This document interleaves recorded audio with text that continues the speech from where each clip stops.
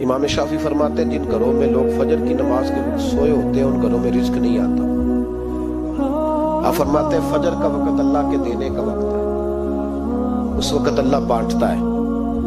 حضور صلی اللہ علیہ وسلم کا فرمان ہے نا حدیث میں کہ تہجد کے وقت اللہ پہلے آسمان پہ نزول جلال فرماتا ہے جو اس کی شان کے لائق ہے تہجد کے وقت، اور وہ کہتا ہے مانگو میں تمہیں عطا کروں۔ لینے کی باری آئے تو بندہ سمیٹ سماٹ کے اندر گھس جائے۔ ہمارے ہاں یہ ہوتا ہے کہ عشاء کے بعد بچے بیٹھتے ہیں موبائل لے کے، تہجد کا وقت آتا ہے تو ان کی آنکھیں بند ہونی شروع ہوتی، تو لینے کے وقت تو سویا تھا، تیرا مسئلہ کیسے حل ہوگا؟ بھائی جب کوئی آدمی خیرات بانٹ رہا ہو تو جو پیالہ پیچھے کر لے اسے ملے گا؟ کہتے اس وقت آنا جب میں بانٹ رہا تھا، اب تو کدھر آ گیا ہے؟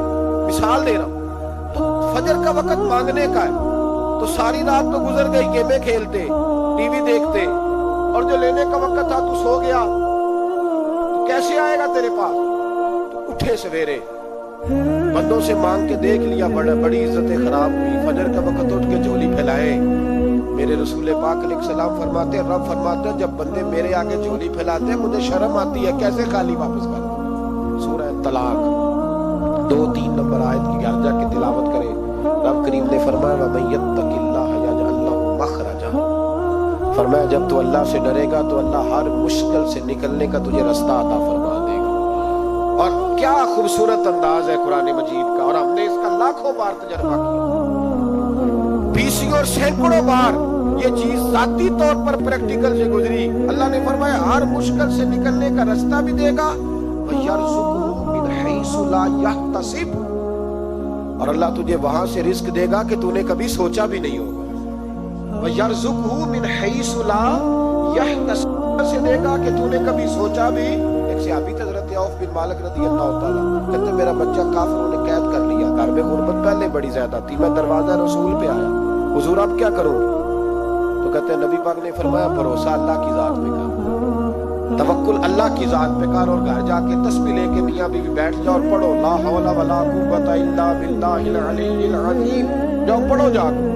کہتے میں گھر بیٹھا ابھی چند تسبیحاں پڑھی تھی کہ دروازے پہ دستک ہوئی، دروازہ کھولا تو میرا بیٹا دروازے پہ کھڑا تھا، پلٹ کے دیکھا تو 400 بکریاں بھی لایا تھا، اور میں نے کہا بیٹا یہ کیسے آ گئی؟ کہنے لگے ابا جی مجھے ایک حویلی میں کافروں نے قید کیا ہوا تھا، میں بڑا پریشان تھا، لیکن ابھی تھوڑا دیر پہلے پتہ نہیں کیا ہوا، میں نے یوں ہاتھ لایا تو رسیاں کھل گئی، باہر نکلا ہوں تو 2-3 بندوں پہ نیند کا ایسا غلبہ تھا کہ بے ہوش ہو کے گرے ہوئے تھے، 400 بکریاں بھی تھی، میں نے دروازہ کھولا بکریاں میرے ساتھ دوڑنے لگ گئی، تو میں 400 بکری بھی لے آیا ہوں، پلٹ پلٹ کے دیکھتا رہا ہوں، پر میلوں کا سفر ہوا وہ آئے ہی نہیں۔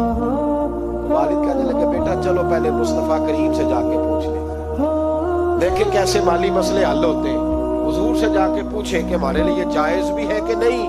کہتے ہیں دروازہ رسول پہ جا کے ہم کھڑے ہوئے تھے کہ نبی پاک نے فرمایا دیکھا رب کریم کا فضل، دیکھا، فرمایا تیرا بیٹا بھی آ گیا، تیری غربت کا بھی حل ہو گیا ہے، یہ کافر کا مال ہے، اسے مال غنیمت سمجھ کے استعمال کر، تیرا ہی ہے۔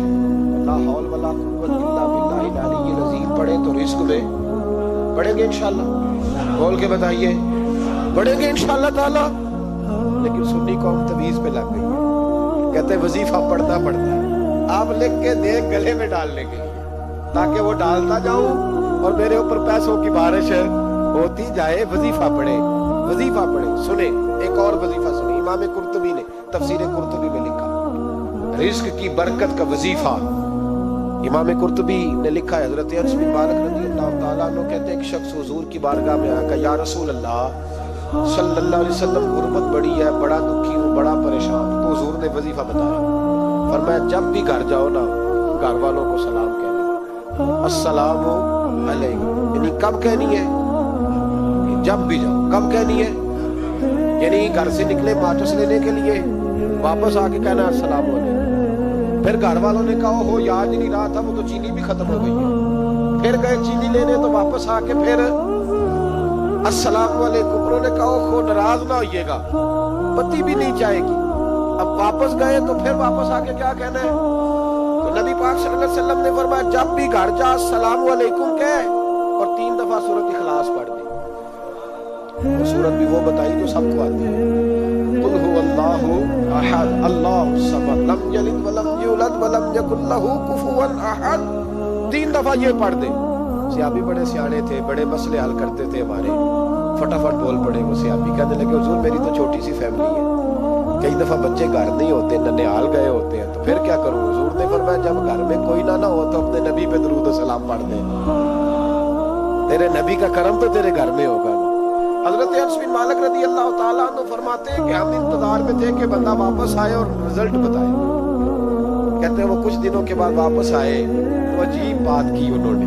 हमसायों से कई दफा बंदे की नहीं ना इतनी बनती, और कई दफा लगता है कि मेरा हाथ ऊपर ही रहे, ये कहीं मुझसे तगड़े ना हो जाए। कहते हैं वो आए, नबी पाक सल्लल्लाहु अलैहि वसल्लम ने कहा क्या हाल है तेरा? तो अर्ज करने लगे या रसूल अल्लाह सल्लल्लाहु अलैहि वसल्लम वजीफा तो मैंने अपने लिए पूछा था और मेरे तो हमसाये भी अमीर हो गए।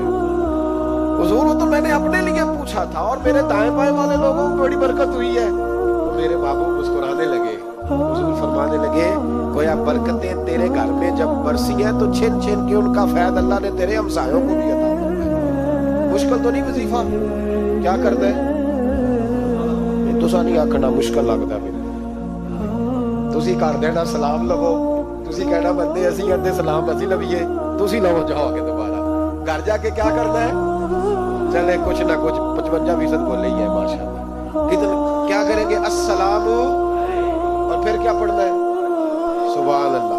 3 दफा सूरत इखलास पढ़ दे, फरमाया अल्लाह बरकत पैदा कर देगा। अब सुने, एक दोस्त आए, कहने लगे हजरत जी बड़े पीरों के पास गया हूँ, माली मसला हल नहीं होता। तो मैंने कहा मैं तुझे नबी पाक की बारगाह में न ले जाऊँ, पीरों के पीर के पास न चले जाए। मैंने कहा सुन तेरा माली मसला हुजूर हल कर देते। मिशकात में हदीस है, एक सहाबी ने कहा हुजूर गुर्बत है, फरमाया रोज रात को सूरत वाक़िया पढ़, तेरे घर में फाका नहीं आएगा। तो यार बताओ जब नबी पाक ने कह दिया नहीं आएगा तो आएगा, हुजूर ने कह दिया नहीं आएगा तो आएगा, अल्लाहु अकबर, आ ही नहीं सकता। तो तू वो वाला वजीफा पढ़ जो मुस्तफा करीम ने बताया है, और रब करीम की बारगाह में गोया नियत हो कि या अल्लाह मैं कोई खुद तो नहीं ना पढ़ रहा, तेरे नबी ने बताया। सूरत वाक़िया पढ़, तेरे घर में फाका। हजरत अब्दुल्लाह इब्ने मसूद रदी अल्लाह ताला अन्हु बीमार हो गए, शदीद बीमार, और बेटियों के बाप थे, बेटियां ज्यादा थी। हजरत उस्मान गनी रदी अल्लाह ताला अन्हु का दौरे खिलाफत था। जनाब उस्मान गनी तीमारदारी करने आए और कहने लगे अब्दुल्ला आप बड़े बीमार हैं, इब्ने मसूद आप बड़े अलील हैं, कुछ पैसे ना भेज दूं खजाने से? तो हजरत इब्ने मसूद कहने लगे जरूरत नहीं, कहा आपकी बेटियां हैं काम आएंगे। तो आप फरमाने लगे मैंने बेटियों को खजाना दे दिया है। कहा क्या खजाना दिया है? कहने लगे मैंने अपनी बेटियों को पाबंद कर लिया है, वो रात को रोज सोते वक्त सूरत वाक़िया पढ़ के सोती है। तो नबी पाक ने कहा फाका नहीं आ सकता, तो लिहाजा मेरी बेटियों पे कभी फाका नहीं आ सकता। तो रोज ये तो कहते हो दामाद जी से कि भाई आप मेहरबानी करो, वो खर्चा बढ़ाओ, बच्ची बड़ी परेशान है, तो बच्ची को भी एक खजाना दे दो, उसको को बेटे रोज रात को सूरत वाक़िया पढ़ा, रात सूरत वाक़िया पढ़े, सुबह सूरह मुल्क पढ़े, दिन के वक्त सूरत बकरा पढ़े। मेरे नबी पाक सल्लल्लाहु अलैहि वसल्लम ने फरमाया जिस घर में सूरत बकरा पढ़ी जाए, जिन तो क्या शैतान भी दौड़ जाता है। तो कोई जादू असर कर सकता है?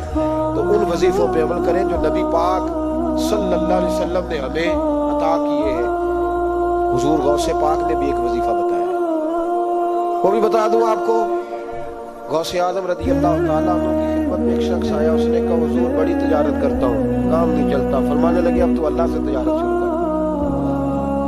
क्या मतलब? फरमाने लगे 10 कमाए तो एक अल्लाह के रास्ते में दे, रब करीम उसके बदले में तुझे 70 अता फरमाएगा।